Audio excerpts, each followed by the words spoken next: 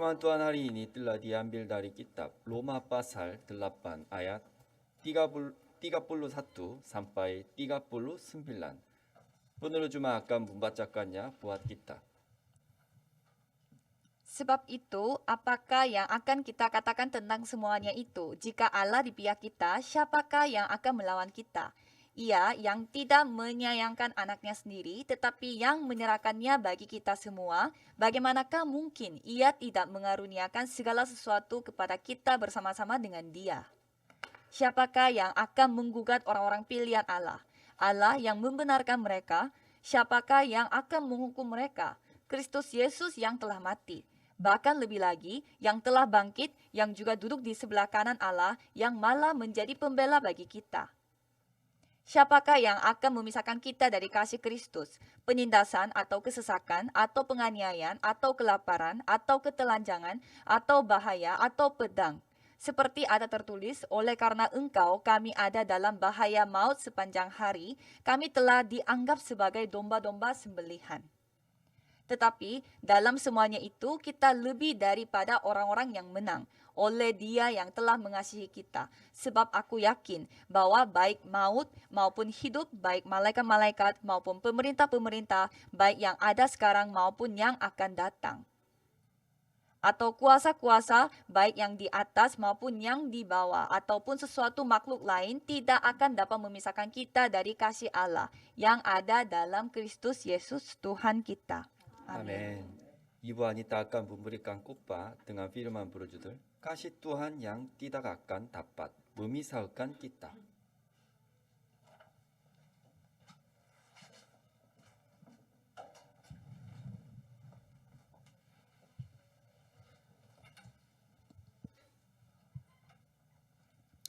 Mari kita mengakui iman kita, Yesus adalah Kristus, anak Allah yang hidup. Yesus adalah Kristus, anak Allah yang hidup. Mari kita saling memberi salam. Saudara adalah orang yang mengasihi dan dikasihi Tuhan. Saudara adalah orang yang mengasihi dan dikasihi Tuhan. Amin. Dan kasih Judul Tuhan. khotbah hari ini adalah kasih Tuhan yang tidak akan dapat memisahkan kita. Diambil dari Roma 8 ayat 31 sampai 39. Sebagai pengantar, ada hasil analisis tubuh manusia dengan komponen kimia. Rata-rata tubuh manusia terdiri dari 2 kilogram kalsium, 500 gram fosfat, 50 kalium, 190 natrium, 30 gram magnesium, dan kurang dari 30 besi dan tembaga. Selain itu, 7% dari berat badan terdiri dari air seperti yang kita ketahui. Jika kita menghitung semua komponen tersebut dengan dikasih harga, total harganya tidak sampai 100.000 rupiah. Di sisi lain ada data yang telah membahas berapa banyak hal yang dapat dibuat dengan bahan-bahan yang membentuk manusia. Manusia bukanlah apa-apa.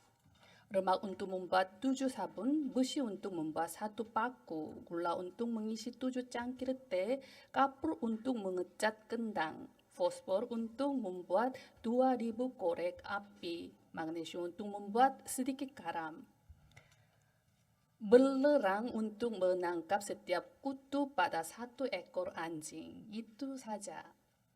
Dapat dikatakan bahwa penelitian yang dilakukan ini aneh.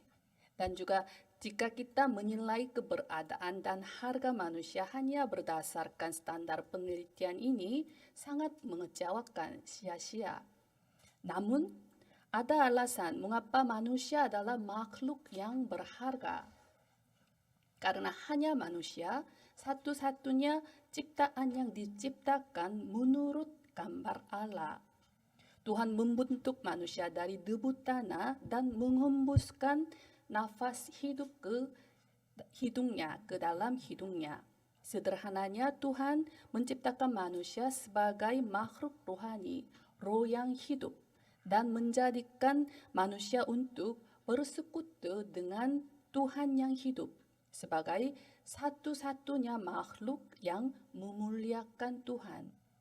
Dengan demikian, manusia berharga karena manusia adalah makhluk rohani.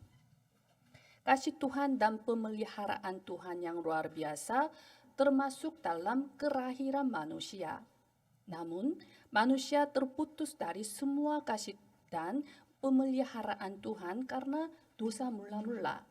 Dosa manusia pertama, yakni Adam, karena dosa yang tidak menaati firman Tuhan akibat tipuan setan si iblis, sebagaimana kejadian dalam Kejadian pasal 3. Manusia yang meninggalkan Tuhan tidak punya pilihan selain menuju ke kehancuran kekal setelah menjalani kehidupan dosa, kutukan, dan perbudakan setan. Namun yang mengejutkan adalah bahwa kasih Tuhan kepada umat manusia terus berlanjut. Dalam Kejadian pasal 3 ayat 1-6, setelah dosa Adam, Tuhan langsung memberi perjanjian keturunan perempuan dalam Kejadian 3 ayat 15 untuk memberi jalan pemulihan melalui Kristus Yesus.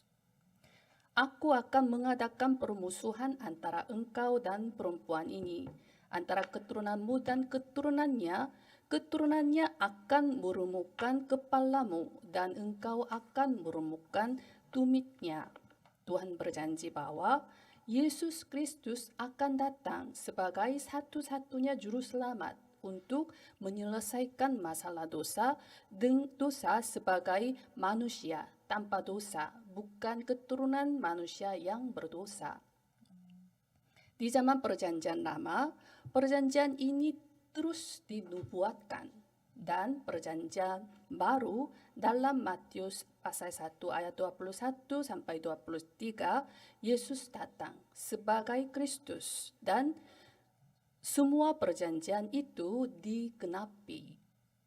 Itulah sebabnya kita menjadi anak-anak Tuhan dan memasuki jalan hidup yang kekal dan beroleh keselamatan.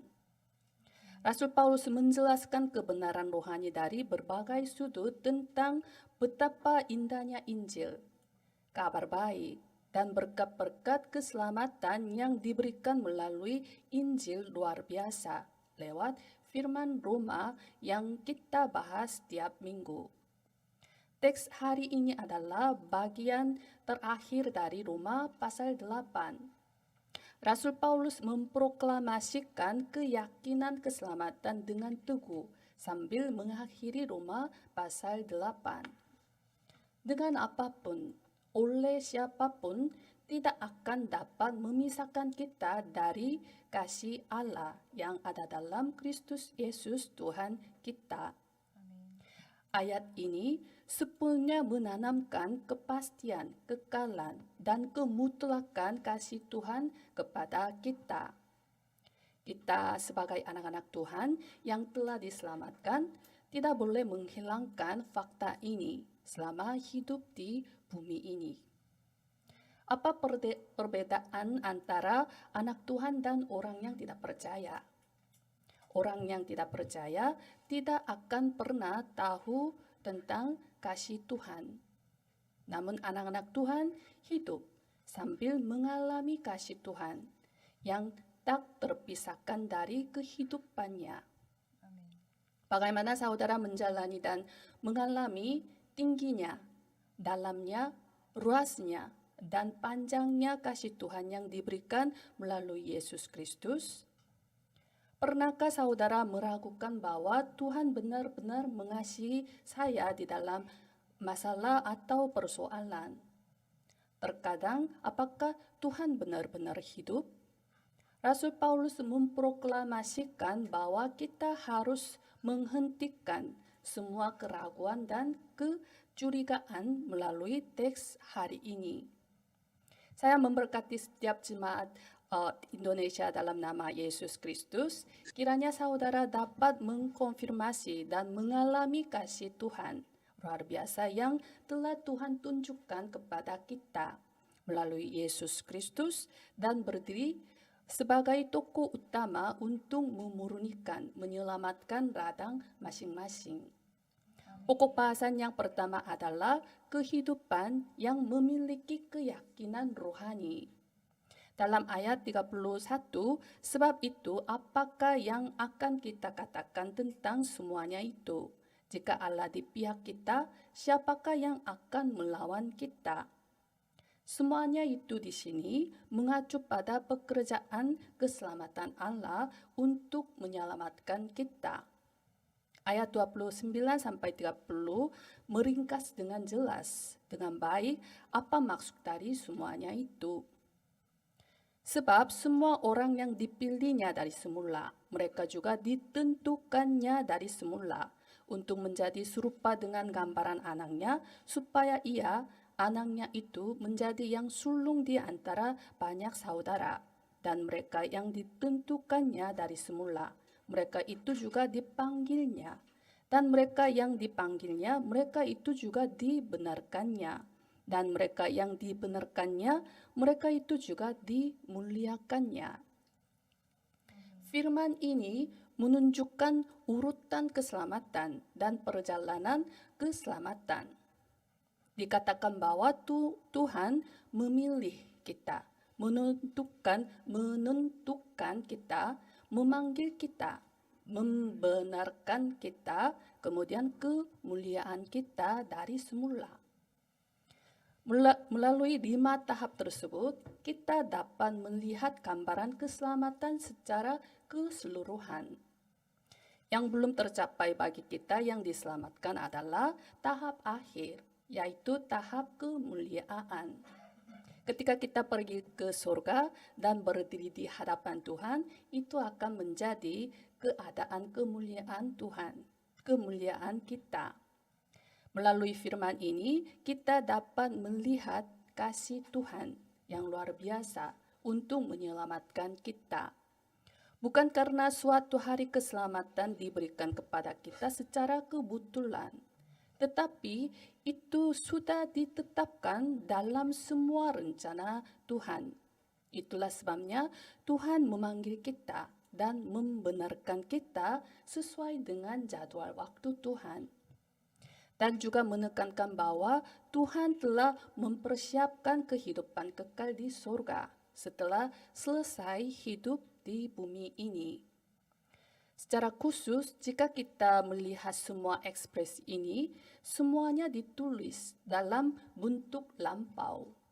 Dengan kata lain, Tuhan sudah menyelesaikan segalanya. Tuhan telah menyelesaikan segalanya. Sehingga kita tidak perlu ragu akan hal-hal yang telah Tuhan selesaikan. Rasul Paulus berulang kali menekankan kasih Tuhan dan kepastian keselamatan. Siapakah yang akan menggugat orang-orang pilihan Allah, Allah yang membenarkan mereka? Siapakah yang akan menghukum mereka? Kristus Yesus yang telah mati, bahkan lebih lagi yang telah bangkit, yang juga duduk di sebelah kanan Allah, yang malah menjadi pembela bagi kita. Saudara-saudara yang mengasihi dan dikasihi Tuhan, miliklah keyakinan keselamatan kita. Seorang pun tidak akan pernah merampas keselamatan kita sebagai anak-anak Tuhan. Rasul Paulus menekankan bahwa kita telah dibebaskan melalui Yesus Kristus dari semua dosa, kutukan, dan maut dalam Kejadian pasal 3. Maka kita tidak boleh menghukumkan diri sendiri. Itu tipuan setan. Karena bagi kita yang telah menjadi anak-anak Tuhan, tidak ada penghukuman.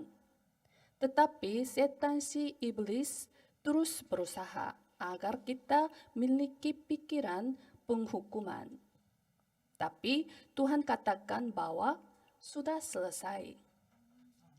Dalam Wahyu 12 ayat 10, dan aku mendengar suara yang nyaring di surga berkata, sekarang telah tiba keselamatan dan kuasa dan pemerintahan Allah kita, dan kekuasaan Dia yang diurapinya, karena telah diremparkan ke bawah pendakwa saudara-saudara kita yang mendakwa mereka siang dan malam di hadapan Allah kita. Dikatakan bahwa setan menuduh kita di hadapan Tuhan siang dan malam. Namun, tuduhan setan ini menjadi ketidakberdayaan di hadapan Yesus Kristus. Dalam 1 Yohanes 2 ayat 1, anak-anakku, hal-hal ini kutuliskan kepada kamu supaya kamu jangan berbuat dosa. Namun jika seorang berbuat dosa, kita mempunyai seorang pengantara pada Bapa, yaitu Yesus Kristus yang adil. Amin. Rencana keselamatan Tuhan bagi kita adalah sempurna dan tidak ada yang bisa menuduh atau menghukum dan mendakwa kita. Tuhan telah membenarkan kita, tetapi siapa yang dapat menuduh dan menghukum dan mendakwa kita? Suatu hari saat Napoleon sempat jatuh dari kuda karena kuda itu tiba-tiba melompat karena terkejut. Pada saat itu, prajurit terdekat dengan cepat menangkapnya dan menyelamatkannya dari kecelakaan. Napoleon mengucapkan terima kasih kepada Tamtama bahwa terima kasih banyak Kapten. Tamtama itu terkejut dan menjawab seperti ini. Yang mulia, saya bukan seorang kapten tetapi seorang tamtama saja. Kemudian Napoleon mengatakan sambil senyum bahwa saya mengangkat kamu sebagai kapten mulai hari ini. Prajurit tamtama ini menempel tanda pangkat di bahu sejak saat itu. Maka komandan dari pasukan asli melihat ini dan sangat marah. Siapa yang memberi izin untuk memakai tanda pangkat seperti ini? Lalu tamtama ini menjawab seperti ini, Kaisar telah mengangkat saya sebagai kapten mulai hari ini. Kemudian semua orang tidak berkata-kata satu kata pun. Siapa yang dapat memprotes? Kaisar telah mengizinkannya. Hal yang sama berlaku secara rohani. Tuhan telah memanggil kita sebagai orang yang benar. Siapa yang dapat menuduh dan menghukum dan mendakwa kita? Bahkan jika setan si iblis menipu kita, tidak ada alasan untuk goyah. Silakan melihatnya dengan mata iman, mata rohani. Dalam ayat 34, Kristus Yesus yang telah mati, bahkan lebih lagi yang telah bangkit, yang juga duduk di sebelah kanan Allah, yang malah menjadi pembela bagi kita. Yesus Kristus yang telah bangkit melakukan itu untuk satu persatu saudara. Betapa menakjubkannya. Saya harap semua saudara memiliki kebanggaan rohani. Saya memberkati setiap jemaat Indonesia dalam nama Yesus Kristus. Kiranya saudara dapat menjadi murid Kristus yang dapat memberi tantangan perjanjian dalam situasi dan kondisi apapun dengan kebanggaan rohani dan keyakinan rohani akan keselamatan. Pokok bahasan yang kedua adalah kehidupan yang penuh kemenangan. Dalam ayat 35 sampai 37, siapakah yang akan memisahkan kita dari kasih Kristus? Penindasan atau kesesakan atau penganiayaan atau kelaparan atau ketelanjangan atau bahaya atau pedang. Seperti ada tertulis, oleh karena engkau kami ada dalam bahaya maut sepanjang hari. Kami telah dianggap sebagai domba-domba sembelihan. Tetapi dalam semuanya itu kita lebih daripada orang-orang yang menang oleh Dia yang telah mengasihi kita. Rasul Paulus menekankan bahwa tidak ada yang dapat memisahkan kita dari kasih Kristus. Kemudian dia menyebut 7 elemen yang menyebabkan kesalahpahaman bahwa kita terputus dari kasih Tuhan ini. Penindasan mengacu pada penderitaan yang ditimbulkan dari lingkungan luar. Kesesakan mengacu pada kekhawatiran dan kecemasan parah dari pikiran atau batin.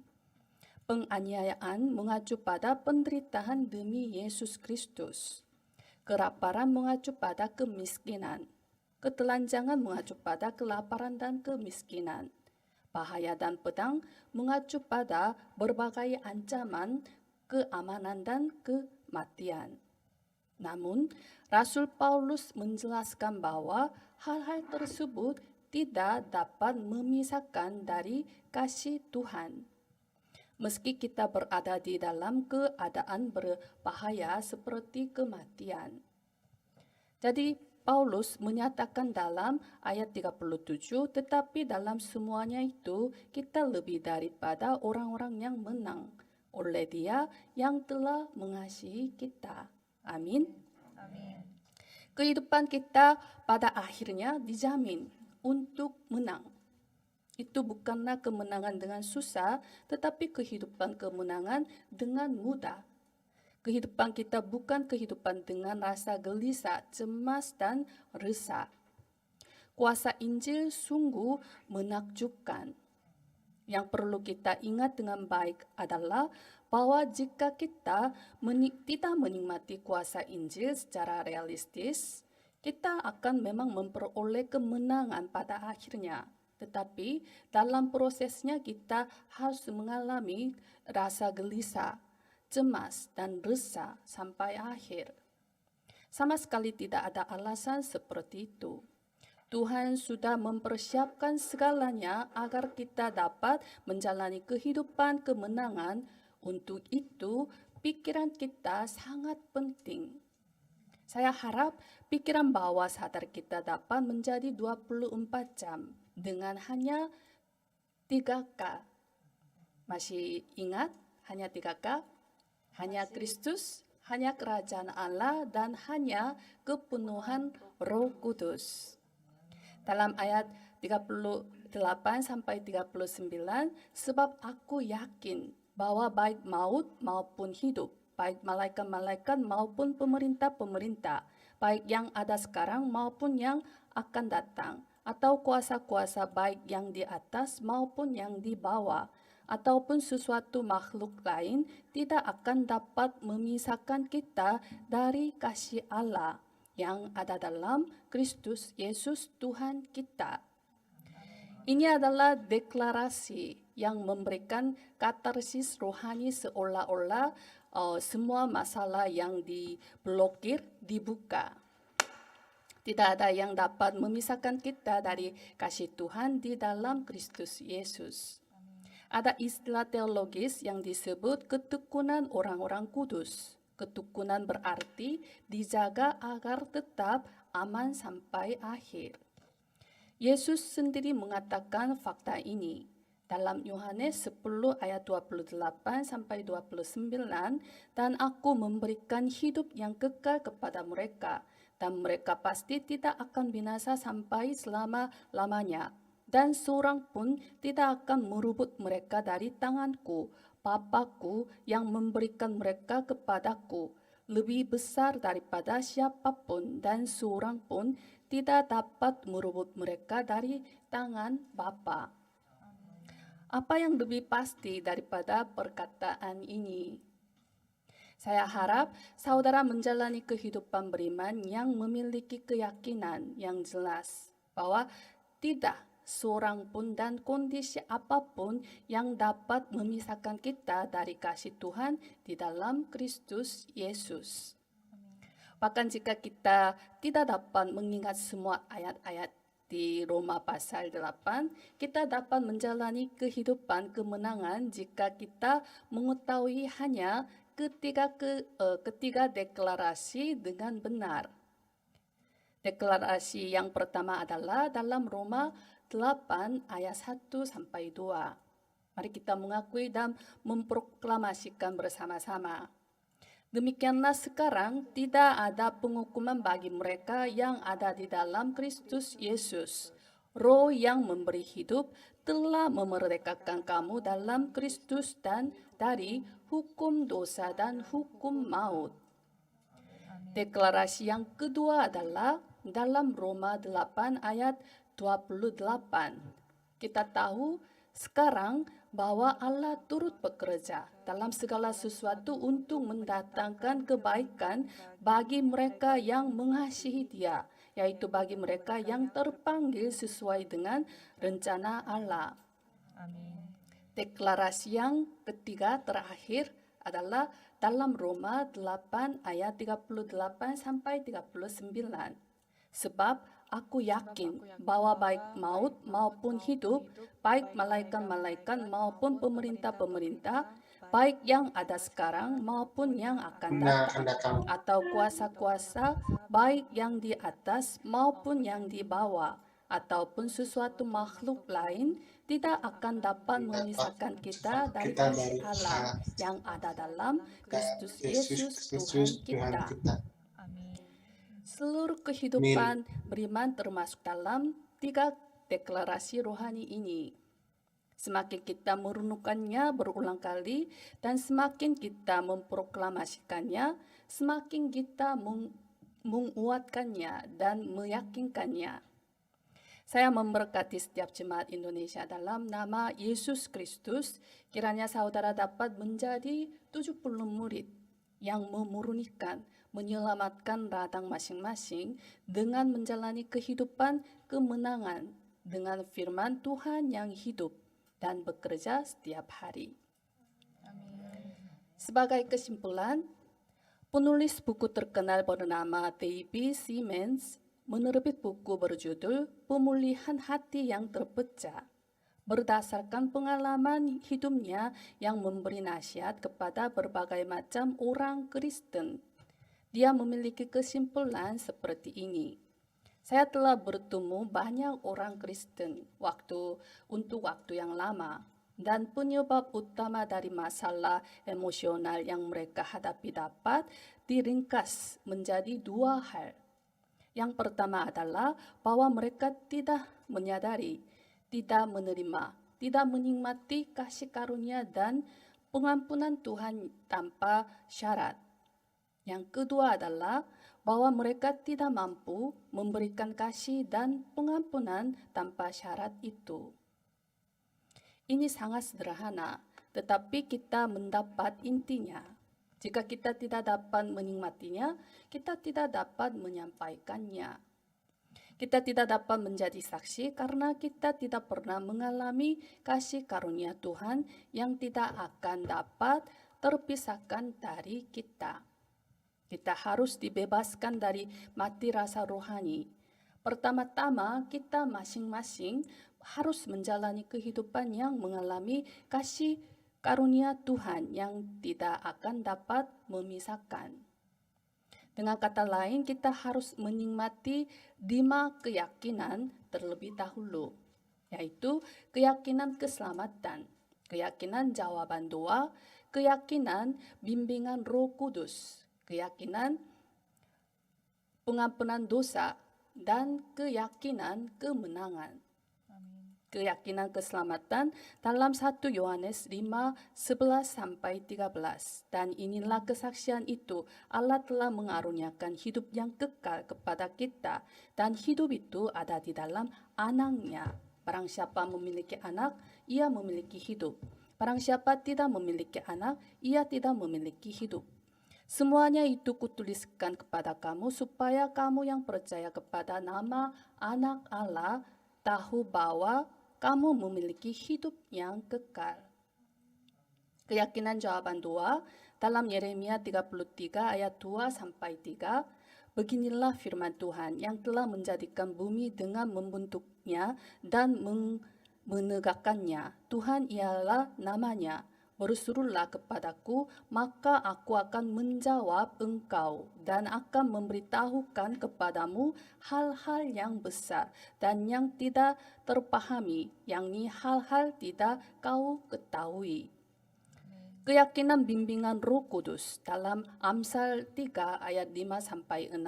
Percayalah kepada Tuhan dengan segenap hatimu dan janganlah bersandar kepada pengertianmu sendiri. Akuilah Dia dalam segala lakumu, maka Ia akan meluruskan jalanmu.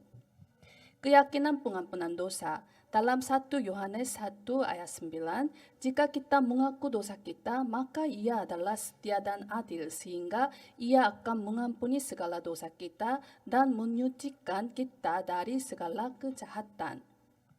Keyakinan kemenangan dalam 1 Korintus 10 ayat 13, pencobaan-pencobaan yang kamu alami ialah pencobaan-pencobaan biasa yang tidak melebihi kekuatan manusia, sebab Allah setia. Dan karena itu Ia tidak akan membiarkan kamu dicobai melampaui kekuatanmu.